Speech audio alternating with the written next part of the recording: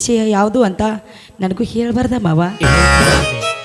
ಅದಕ್ಕಿಂತ ಮುಂಚೆ ಧರ್ಮೇಚ ಅರ್ಥೇಚ ನಾಥೇಚ ಕಾಮೇಚ ರಾಮೆಂದು ಸಪ್ತಪದಿ ತಿಳಿದು ಮಾಂಗಲ್ಯಂ ತಂತು ನಾನೇನ ಮಮ ಜೀವನ ಹೇತುನ ಎಂಬ ಮಂತ್ರದ ಸಾಕ್ಷಿಯಾಗಿ ಅಂದು ನಾನಿನ ಕೊರಳಿಗೆ ಮಾಂಗಲ್ಯ ಕಟ್ಟಿದಾಗ ಪತಿಯೇ ಪರಮಾತ್ಮ ಅಂತ ನಂಬಿದೆ ತಾನೆ? ಹೌದು ಮಾವ. ಪತಿಯ ಪರಮಾತ್ಮನಾದ ಗಂಡನ ಮಾತನ್ನು ಕೇಳುವುದು ಸತಿಯಾದವಳ ಆದ್ಯ ಕರ್ತವ್ಯ ಮಾವ. ಒಂದು ವೇಳೆ ಸತಿಯಾದವಳ ಮಾತನ್ನು ಧಿಕ್ಕರಿಸಿದ್ರೆ ಅವಳು ಯಾವತ್ತೂ ಸತಿಯಾಗಿರೋದಕ್ಕೆ ಸಾಧ್ಯವಿಲ್ಲ. ಸತಿ ಸುಳ್ಳೆ ಆಗಿರ್ತಾಳೆ.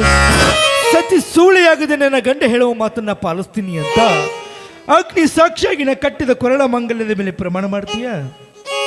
ಯಾಕೆ ಮಾವ, ನನ್ನ ಮೇಲೆ ಅನುಮಾನನ?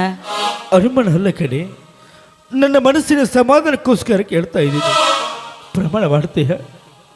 ಸರಿ, ನೀವು ಏನೇ ಹೇಳಿದ್ರು ನೀವು ನಿಮ್ಮ ಮಾತನ್ನು ಕೇಳುವುದು ನನ್ನ ಕರ್ತವ್ಯ. ಅದು ಅಲ್ಲದೆ ನೀವು ಕಟ್ಟಿರುವ ಈ ಮಾಂಗಲ್ಯದ ಸಾಕ್ಷಿಯಾಗಿ ಹೇಳ್ತೀನಿ. ನೀವು ಹೇಳಿದ ಮಾತನ್ನು ಖಂಡಿತವಾಗ್ಲೂ ನಡೆಸಿಕೊಡ್ತೀನಿ. ಗಂಗಾ, ಅನ್ನದ ಋಣ, ಈ ಮನಿ ಋಣ, ಈ ಭೂಮಿ ಋಣ ತೀರಿದ ಮ್ಯಾಗ ನಾವಲ್ಲಿಂದ ಹೊರಡಲೇಬೇಕು. ಹೌದಲ್ವಾ? ಹಾಗಾದ್ರೆ ಈ ಮನಿ ಋಣ ತೀರ್ತು ನೀನಿಲ್ಲಿಂದ ಹೋಗ್ಬೇಕು. ಮಾವ, ಎಲ್ಲ ವಿಷಯದಲ್ಲೂ ತಮಾಷೆ ಮಾಡ್ತೀರಾ ಅಂತ ಇಂಥ ವಿಷಯದಲ್ಲೂ ತಮಾಷೆ ಮಾಡೋದಾ?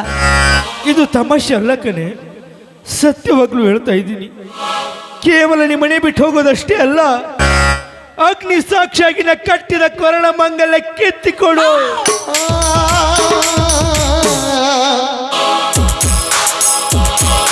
ತಾಳಿ ತಾಳಿ ತಾಳಿ ತಾಳು ಜೀವಾನಿ ಕರೋ, ತಾಳಿಗಾಗಿ ತಾಳಿಕೊಂಡ ಎಲ್ಲ ಮಾವ, ಏನು ಹೇಳ್ತಾ ಇದ್ದೀರಾ?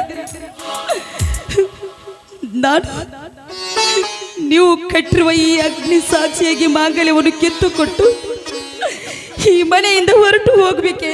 ಹೌದು ಕಣೆ. ಯಾಕೆ ಮಾವ, ನಾನು ಮಾಡಿರುವ ತಪ್ಪಾದ್ರೂ ಏನು? ಗಂಗಾ, ತಪ್ಪು ಒಪ್ಪುಗಳನ್ನು ನಿರ್ಧರಿಸುವ ಸಮಯವಿದಲ್ಲ ಕಣೆ. ಕೊಟ್ಟ ಮಾತಿನಂತೆ ನಡೆದುಕೊಂಡು ಸತಿ ಸಾಧ್ವಿ ಆಗ್ತೀಯೋ ಅಥವಾ ಕೊಟ್ಟ ಮಾತಿಗೆ ತಪ್ಪಿ ನಡೆದು ಸತಿ ಸುಳ್ಳು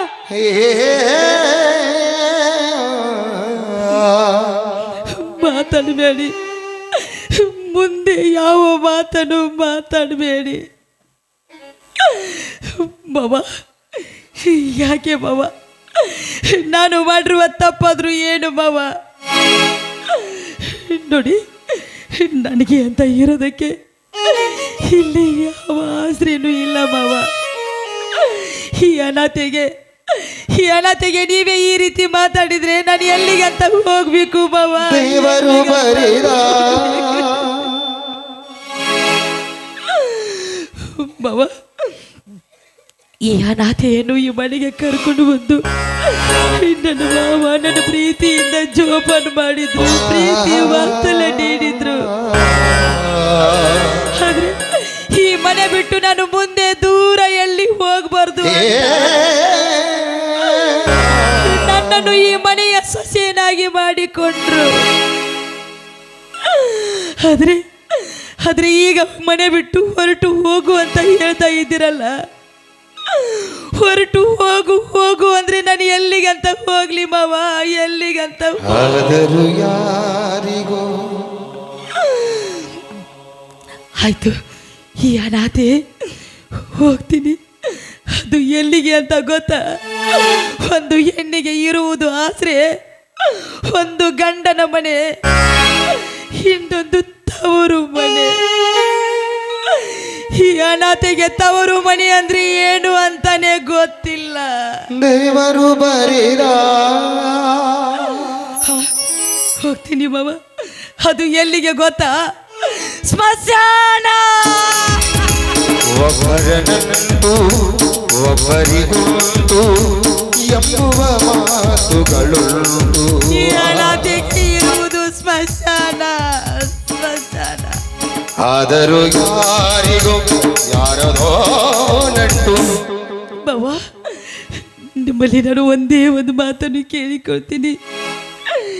ಈಗ ನನಗೆ ಹೋಗು ಅಂತ ಹೇಳ್ತಾ ಇದ್ದೀರಲ್ಲ, ನೀವು ಕಟ್ಟಿದ ಚಿನ್ನದ ತಾಳಿಯನ್ನು ಬಿಚ್ಚಿಕೊಟ್ಟು ಹೋಗು ಅಂತ ಹೇಳ್ತಾ ಇದ್ದೀರಲ್ಲ, ಆದ್ರೆ ಒಂದು ಹೆಣ್ಣು ಈ ಮಾಂಗಲ್ಯವನ್ನು ಬಿಚ್ಚಿಕೊಟ್ಟು ರಸ್ತೆಗಿಳಿದು ನಡೆದ್ರೆ ನೋಡಿದ ಜನ ಏನಂತಾರೆ ಗೊತ್ತೇನು ಮಾವ?